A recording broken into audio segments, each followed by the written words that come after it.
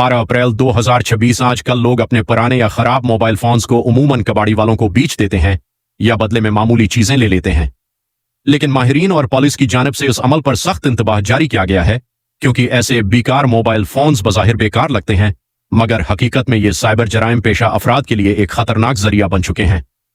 असल खतरा क्या है?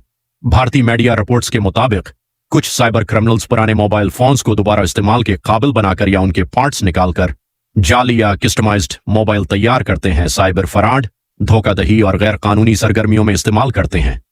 बाज़ औकात पुराने मोबाइल से डिलीट किया गया डेटा भी रिकवर किया जा सकता है।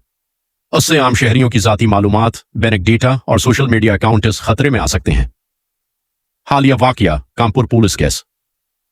कानपुर पुलिस ने हाल ही में एक कार्रवाई में तकरीबन 20 साइबर मुजरिमों को गिरफ्तार किया। उनके कब्जे से 17 एंड्रॉइड फोन्स, 4 कीपैड फोन्स और मुख्तलिफ इलेक्ट्रॉनिक डिवाइसेस बरामद हुए। तहकीकात में इंकशाफ हुआ कि ये डिवाइसेस ज्यादातर पुराने कबाड़ मोबाइल्स के पर्सों से तैयार की गई थीं। तारीखी सलेश पस मंजर, इंपॉर्टेंट इंसाइट, ये मसला नया नहीं है।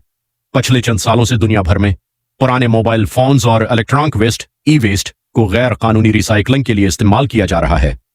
2015 से 2025 के दौरान कई ममालिक में रिफर्बिश्ड ब्लैक मार्केट फोन्स के केसेस रिपोर्ट हुए।